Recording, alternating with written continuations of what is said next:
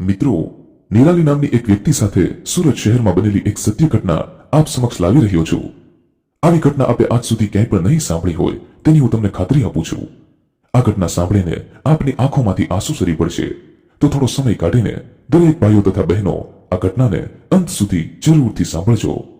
તો ચાલો મિત્રો, નિરાલીનો અવાજ બનીને નિરાલી સાથે બનેલી આ સત્ય ઘટનાની શરૂઆત કરીએ। મારું નામ નિરાલી છે અને આજે હું તમને મારા જીવનની એક ઘટના કહેવા માંગુ છું। એમ તો કહી શકાય કે ન જાણે કેટલી સ્ત્રીઓ મારી જેમ આવી પરિસ્થિતિમાંથી પસાર થઈ હશે, પરંતુ આજે હું મારો અનુભવ તમને કહેવા માંગુ છું। આજથી 10 વર્ષ પહેલા મારા અને સિદ્ધાંતના લગ્ન થયા હતા। સિદ્ધાંત કે જે મારા પતિ છે, એમ તો અમારા લગ્ન પરિવારની રાજી ખુશી અને અમારી મંજૂરીથી જ થયા હતા।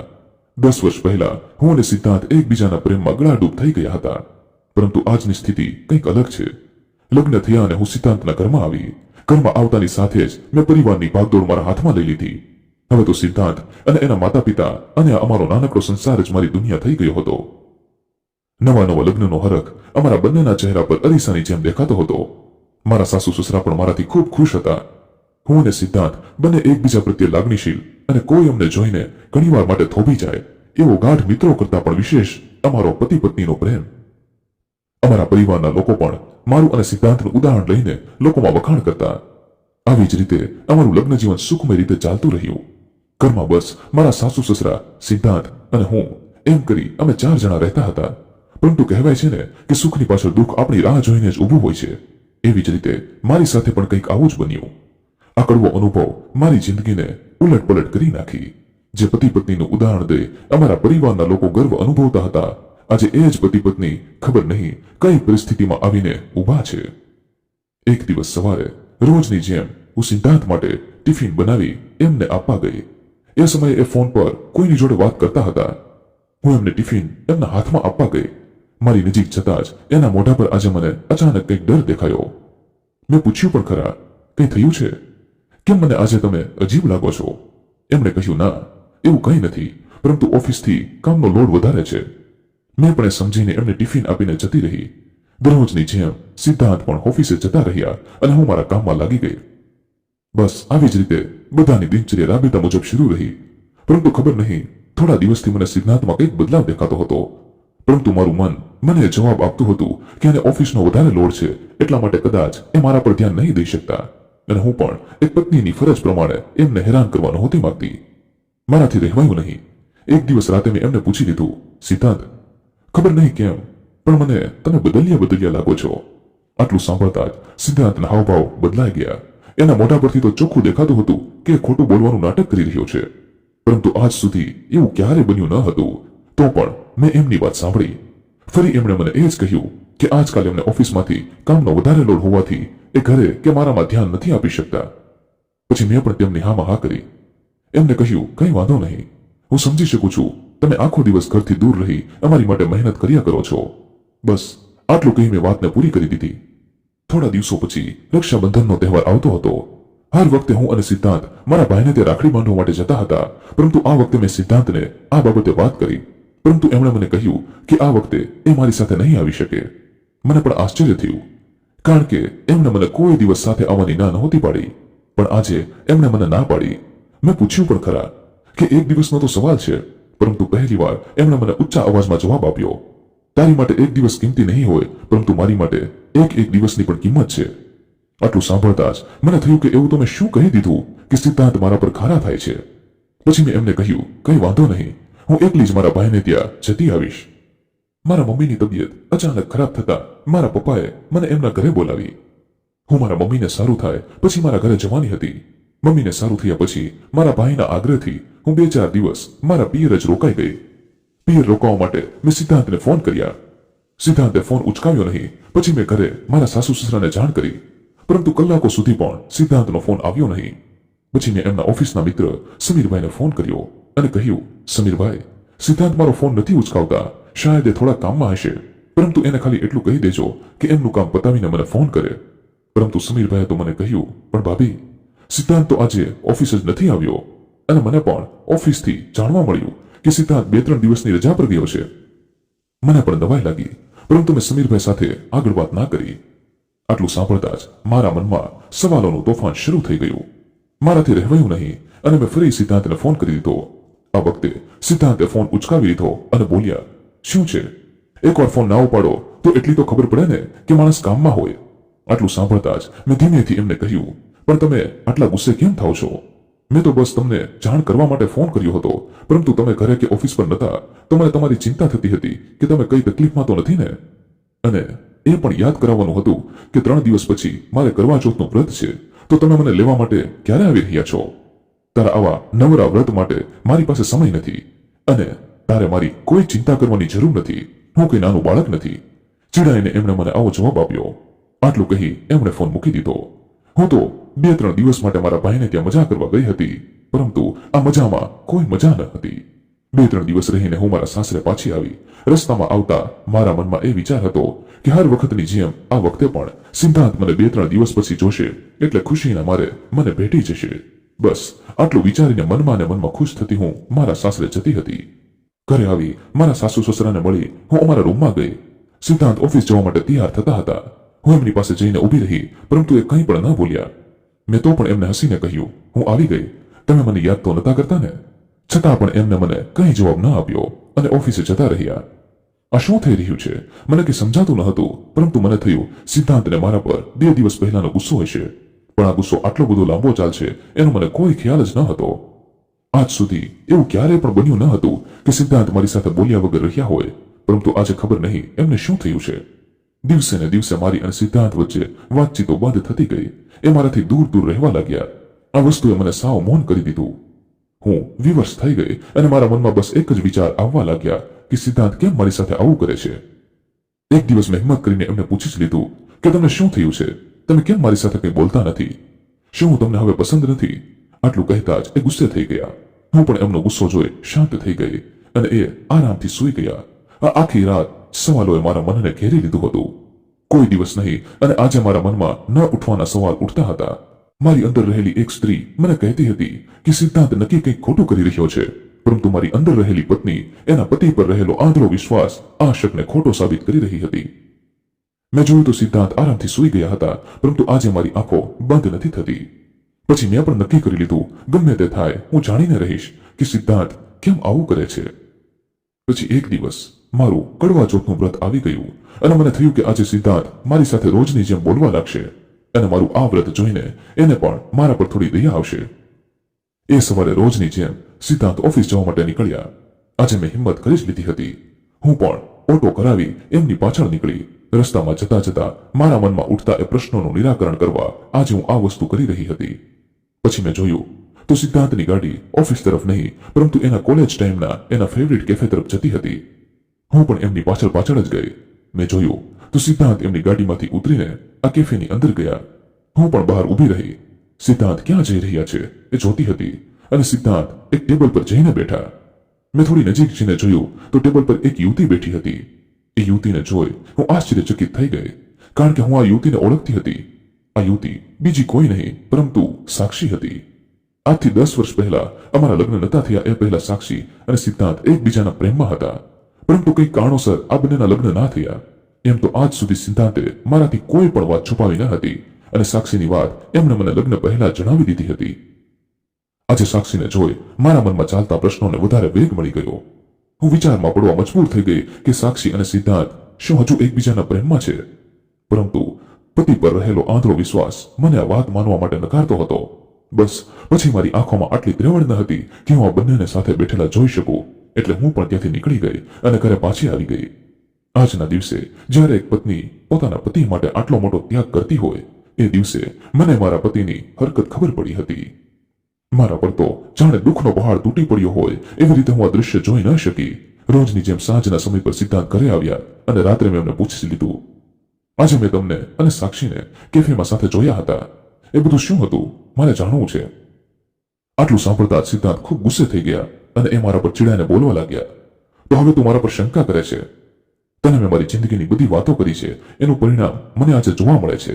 એક પત્ની તરીકે તને તારી જવાબદારીઓ નહીં, પરંતુ તારા પતિ પ્રત્યે શંકા દેખાય છે. જે પતિ તમારા લોકો માટે એટલી મથામણ કરે છે એના પર તું આવા સવાલો કરે છે? આટલું સાંભળતા હું એકદમ ચૂપ થઈ ગઈ અને રડતા અવાજે મેં સિદ્ધાંતને કહ્યું, એવું કંઈ નથી, બસ આજે મેં તમને અને સાક્ષીને જોયા તો મેં તમને પૂછી લીધું બાકી તમારા પર શંકા કરવાનો મારો કોઈ ઈરાદો નથી. મને તમારા ઉપર વિશ્વાસ છે. બસ આટલું કહી હું રસોડામાં મારું કામ કરવા જતી રહી અને સિદ્ધાંત રૂમમાં બેઠા પોતાનું કામ કરતા હતા. રસોડામાં કામ કરતા કરતા મારા મનમાં ખૂબ અફસોસ થતો હતો કે મેં કંઈક ભૂલ કરી દીધી. મારા પતિ મારી ખુશી માટે આખો દિવસ કામ કરે છે અને હું એમની સાથે આવું કરું છું. એ રાતે આ અફસોસે મને શાંતિથી ઊંઘવા ના દીધી. સવાર પડતાની સાથે જ રોજની જેમ મેં સિદ્ધાંતની આગળ પાછળ ફરી એમને મનાવી લેવાનું નક્કી કર્યું. મને ખબર હતી કે હર વખત તેની જેમ હું સિદ્ધાંતને મનાવી લઈશ, પરંતુ આ વખતે સિદ્ધાંતનો કોઈ પ્રતિસાદ મારા તરફ મને જોવા ના મળ્યો. એના તરફથી મને મળતો આ બદલાવ મને દિવસે ને દિવસે તોડતો હતો, પરંતુ હું મારી પત્ની તરીકેની ફરજ ભૂલી ન હતી. હું મારા મનને મનાવતી રહેતી. દિવસો વીતતા ગયા. મારી અને સિદ્ધાંત વચ્ચેની આ ગલતફહેમી દિવસે ને દિવસે વધતી ગઈ. એક દિવસ સાંજના સમયે હું મારી અને સિદ્ધાંતની પસંદગીની જગ્યા પર બેઠી બેઠી અમારી એ યાદગીરીને મનમાં અને મનમાં આદરતી હતી. એક સમય હતો જ્યારે સિદ્ધાંત મારા માટે રોજ ઓફિસથી વહેલા આવવાની ટ્રાય કરતા અને પછી અમે બંને આખો દિવસની વાતો ચા સાથે શેર કરતા. પરંતુ આજે સમય સાવ બદલાઈ ગયો હતો. જે સિદ્ધાંત મારી જોડે હંમેશા હસીને રહેતા હતા, આજે એ જ સિદ્ધાંત મારું મોઢું પણ જોવા રાજી ન હતા. મને મનમાં અને મનમાં ક્યાંક તો સમજાતું હતું કે નક્કી સાક્ષીના લીધે જ આ કંઈક બની રહ્યું છે, પરંતુ સિદ્ધાંતના ગુસ્સાનો ડર મારા આ સવાલને બેસાડી દેતો હતો. થોડા સમય પછી મને ખબર પડી કે સિદ્ધાંત અને સાક્ષી ફરી એકબીજાના પ્રેમમાં પડી ગયા છે. હવે તો સાક્ષીના પણ લગ્ન થઈ ગયા હતા, પરંતુ બનવાકાળ સાક્ષી સિદ્ધાંતની ઓફિસમાં જ નોકરી કરવા માટે આવી હતી અને એના લીધે જ આ બંને વચ્ચે આ પ્રેમનું ફરીવાર અંકુર ફૂટ્યું હતું. આજે એક પ્રેમિકા સામે પોતાનું બધું મૂકીને આવેલી પત્ની કમજોર પડી ગઈ હતી. જેના માટે હું મારું બધું મૂકીને આવી હતી એ જ માણસ આજે બીજાના માટે શાયદ મને મૂકીને જતો હતો. સિદ્ધાંતની ચિંતામાં મારી તબિયત દિવસે ને દિવસે બગડતી જતી હતી. અલમારીમાં રહેલા કપડાં અચાનક મોટા થવા લાગ્યા. પછી મને જવાબ આપ્યો કે સિદ્ધાંતની ચિંતા કરીને મેં મારા શરીરને પતાવી દીધું હતું, એટલા માટે આ કપડા સામે મારું શરીર સાવ નબળું પડી ગયું હતું. પરંતુ સિદ્ધાંત પર આની કોઈ અસર નહોતી થતી. એક દિવસ આ જંજાળથી કંટાળી મેં થોડા દિવસ મારા પિયર જવાનું નક્કી કર્યું. હજુ તો સિદ્ધાંતને ફોન કરવા માટે જતી હતી ત્યાં મારા શરીરમાં કંઈક દુખાવો થવા લાગ્યા. હું ગમે તેમ કરીને ફોન સુધી પહોંચી અને સિદ્ધાંતને 2 ફોન કર્યા, પરંતુ હંમેશાની જેમ સિદ્ધાંતે આ જ વખતે મારો ફોન પણ ના ઉપાડ્યા. પછી મેં ફોનની રાહ જોયા વગર મારા ઘરની નજીક આવેલા નીરજ હોસ્પિટલમાં જતી રહી. હું એકલી હોસ્પિટલ પહોંચી ગઈ અને ડોક્ટર પાસેથી મને જાણવા મળ્યું કે મને કેન્સર થયું છે. આ ખબર પડતા જ થોડીવાર માટે હું સ્તબ્ધ થઈ ગઈ, પરંતુ આ બધાના લીધે મને પણ હવે જીવન જીવવામાં કંઈ ખાસ રસ ન હતો. એટલે ભગવાન પણ મારી મદદ કરવા માટે તૈયાર હતો. બસ ત્યાંથી નીકળીને મેં સિદ્ધાંતને જાણ કરવા ફોન કર્યા, પરંતુ સિદ્ધાંતે હજુ પણ ફોન ઉચકાવ્યા નહીં. પછી હું મનમાં અને મનમાં વિચારતી ત્યાંથી ચાલતી થઈ ગઈ, પરંતુ મારી સંભાળ લેવા કોઈ પણ આવ્યું નહીં. મારા ઘરેથી ગયાને 4-5 દિવસ થઈ ગયા હતા, પરંતુ કોઈનો કંઈ ફોન નહોતો આવ્યો. સામેની તરફ સિદ્ધાંત નિરાલીના જવાથી સાક્ષી સાથે સારી રીતે સમય પસાર કરી રહ્યો હતો અને નિરાલીના જતા જ એણે સાક્ષી સામે ફરી લગ્ન કરવાની વાત મૂકી. એણે સાક્ષીને કહ્યું કે આપણે બંને એકબીજાને આટલો પ્રેમ કરીએ છીએ તો હવે આપણે લગ્ન કરી લેવા જોઈએ. પરંતુ સાક્ષીએ સિદ્ધાંતને જવાબ આપતા કહ્યું, તું જે વિચારે છે એ શક્ય નથી. હવે મારો પણ એક પતિ છે અને એક દીકરો છે. હું મારા પરિવારને છોડી તારી સાથે રહી શકું એમ નથી. બસ આપણે બંને એક ઓફિસમાં છીએ અને આવી જ રીતે એકબીજાને મળતા રહીશું. એનાથી આગળ આપણી વચ્ચે કંઈ શક્ય નથી. બસ આટલું કહી સાક્ષી જતી રહી અને સિદ્ધાંત પણ એના ઘરે જવા માટે નીકળ્યો. આજે આ સિદ્ધાંતને એની પત્ની નિરાલીની જરા બી પરવા હતી નહીં. એ ઘરે આવ્યો અને એને જોયું તો નિરાલી ઘરે ન હતી, પરંતુ એણે એના ખબર અંતર પૂછવા એક પણ વાર ફોન કર્યો નહીં. એ દિવસ વીતી ગયો. પછી સિદ્ધાંતને થયું કે કદાચ નિરાલી એના પિયર ગઈ હશે, પણ એની અંદર રહેલો એ અહંકારી પુરુષ એની પત્ની સામે ઝૂકવા માટે તૈયાર ન હતો. એના મનમાં રહેલો એ અહંકાર એક વાર પણ નિરાલીને ખબર પૂછવા માટે તૈયાર ન હતો. હવે ધીમે ધીમે સિદ્ધાંતને નિરાલીની ગેરહાજરીનો અનુભવ થવા લાગ્યો. એને બધું યાદ આવતું હતું કે કેવી રીતે સવારથી લઈને સાંજ સુધી નિરાલી એના ઘરનું અને સિદ્ધાંતનું ધ્યાન રાખતી હતી. નાની નાની વસ્તુથી લઈને મોટા કામ સુધી એની પત્ની એને ખબર પણ ના પડવા દેતી. નિરાલીના ગયાને 5-6 દિવસ થઈ ગયા હતા. અંતે સિદ્ધાંતને થયું કે પોતે ફોન કરીને જાણી લે કે નિરાલી શું કરે છે. પછી એણે નિરાલીના પપ્પાના ઘરે ફોન કર્યો. ફોન કરતાની સાથે એને જાણવા મળ્યું કે નિરાલી તો અહીં આવી જ નથી. આ સાંભળતા સિદ્ધાંત વિચારમાં પડી ગયો કે નિરાલી ક્યાં ગઈ હશે. એના મનમાં નબળા વિચારો આવવાના શરૂ થઈ ગયા અને આવે પણ કેમ નહીં, કારણ કે એની ગાય જેવી પત્ની પર એણે માત્ર ગુસ્સો જ કર્યો હતો અને સામે નિરાલી મૌન રહી બધું સહન કરતી રહી. થોડી વાર માટે સિદ્ધાંત ત્યાં ને ત્યાં બેસી ગયો. એક બાજુથી સાક્ષી પ્રત્યેનો પ્રેમ એને નિરાલી પ્રત્યેની કાળજીને દબાવતો હતો, પરંતુ સાક્ષીનો એ જવાબ આજે સિદ્ધાંતને નિરાલીની ચિંતા કરવા પર મજબૂર કરતો હતો. અંતે સિદ્ધાંત ઘરની બહાર નીકળ્યો અને એણે રસ્તા પર નિરાલીને ગોતવાનું શરૂ કર્યું. મને ઘણું થતું હતું કે હું સિદ્ધાંતને જાણ કરું, પરંતુ એમ મારી કોઈ વાત સાંભળવા માટે તૈયાર ન હતા અને સામે હું પણ એમને મારી આ બીમારી વિશે જણાવીને ચિંતામાં મૂકવા નહોતી માંગતી. સામે નિરાલી રસ્તામાં ચાલતા ચાલતા એક ઢાબા પર જઈને ઊભી રહી અને થોડીવાર ત્યાં બેસી ગઈ. આ ઢાબા પર એને ગીતોના સ્વર સંભળાઈ રહ્યા હતા. આજ ફિર જીને કી તમન્ના હૈ, આજ ફિર બનને કા ઈરાદા હૈ. અણશક્તિના લીધે નિરાલીને આંખની સામે ધૂંધળું દેખાતું હતું, પરંતુ આ ગીતનો સ્વર એના કાન સુધી સ્પષ્ટ રીતે પહોંચતો હતો અને આ ગીત જાણે એના અંતર આત્મા જ ગાઈ રહ્યું હોય એવું એને મહેસૂસ થતું હતું. તે અચાનક ભેગી કરેલી હિંમતથી નાકામ થયેલ નિરાલીને નીચે પડી ગઈ. તેની આસપાસ લોકોની ભીડ થઈ ગઈ. હવે નિરાલી એની બીમારીને લીધે અશક્ત હોવાથી બેહોશ થઈ ગઈ હતી. તેની આસપાસ ઉભેલા લોકોમાંથી અમુક લોકોએ એની મદદ કરી અને એને નજીકના હોસ્પિટલ સુધી પહોંચાડી. પરંતુ હવે આગળ એની સાથે જે ઘટના બનવાની હતી એની એણે સપનામાં પણ કલ્પના નહોતી કરી. વહાલા મિત્રો, આગળની ઘટનામાં શું બન્યું તેની વાત કરીએ તેના પહેલા જે પણ મિત્રો આપણો રેગ્યુલર વિડીયો નિહાળી રહ્યા છે અને રેગ્યુલર આપણા વિડીયો પર કોમેન્ટ કરી રહ્યા છે તે લોકોના નામ અમે આનંદ સાથે અહીં ઉલ્લેખ કરી રહ્યા છીએ.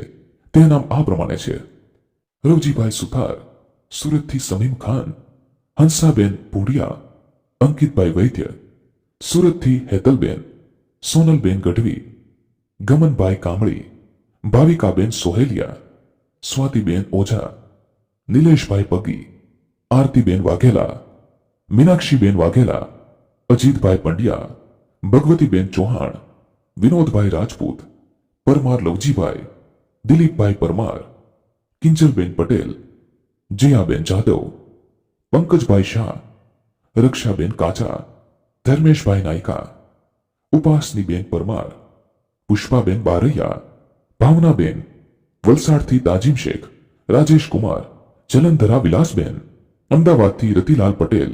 આ બધા જ મિત્રો આપણા આગળના વિડીયોમાં ખૂબ સરસ મજાની કોમેન્ટ કરી રહ્યા છે, જેમનો અમે હૃદયપૂર્વક આભાર માનીએ છીએ. વહાલા મિત્રો, જો આમાંથી કોઈ પણ લોકોના નામ બાકી રહી જતા હોય તો આવતા એપિસોડમાં અમે જરૂરથી તે નામનો ઉલ્લેખ કરવાની કોશિશ કરીશું. પરંતુ આપ દરેક એપિસોડમાં કોમેન્ટ કરતા રહો, સાથે આપનું નામ પણ લખતા રહો, જેથી અમને આપના નામ બોલવામાં સરળતા રહે. અને ખાસ વહાલા મિત્રો, અહીં નોંધ લેશો કે જે પણ મિત્રોએ ચેનલને સબસ્ક્રાઇબ કરેલી હશે અને વિડીયોને લાઇક કરેલો હશે તેના નામ જ ઉલ્લેખ કરવામાં આવશે, જેથી ખાસ કોમેન્ટની સાથે આપનું નામ પણ લખતા રહેવું. આપનું નામ વાંચીને તમારા સગા વહાલા જો આપણા વિડીયો જોતા હશે તો તે પણ તમારા ઉપર ગર્વ કરશે. તો ચાલો મિત્રો, હવે આગળની ઘટનામાં શું બન્યું તેની વાત કરી લઈએ. હોસ્પિટલ પર હું એકલી. મને ખબર હતી કે હવે મારી પાસે વધારે સમય નથી, કારણ કે હું કેન્સરના છેલ્લા સ્ટેજ પર હતી. હું આ જિંદગીથી હારેલી છતાં પણ હોસ્પિટલ પહોંચી અને સામે સિદ્ધાંત હાફળો ફાફળો થઈને નિરાલીને આમ તેમ ગોતતો રહ્યો. સિદ્ધાંત ગાંડોતુર બની નિરાલીને શોધી રહ્યો હતો, પરંતુ એને નિરાલીનો કોઈ પત્તો મળતો ન હતો. એના મનમાં નબળા વિચાર આવવાના શરૂ થઈ ગયા હતા અને આવે પણ કેમ નહીં. એ જાણતો હતો કે નિરાલી એના લીધે જ ક્યાંક જતી રહી છે.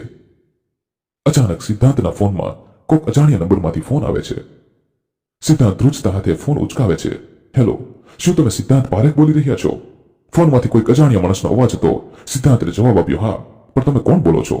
ફરી એ માણસે કહ્યું, અમને તમારી પત્નીના પર્સમાંથી તમારું વિઝિટિંગ કાર્ડ અને તમારા લગ્નની એક તસવીર મળી હતી, જેથી અમે તમારો સંપર્ક કરીને તમને જણાવી રહ્યા છીએ કે તમારી પત્નીને નીરજ હોસ્પિટલમાં એડમિટ કર્યા છે.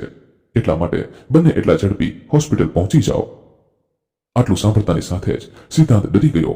એને થવા લાગ્યું કે ન જાણે નિરાલી સાથે શું થયું હશે. એણે હોસ્પિટલ પહોંચવામાં જ વાર ના લગાડી. હવે સિદ્ધાંતને મનમાં અને મનમાં પોતાની કરતૂતનો પછતાવો હતો, પરંતુ એ ઝડપથી નિરાલી પાસે પહોંચીને એના કામની માફી માંગવા ઈચ્છતો હતો.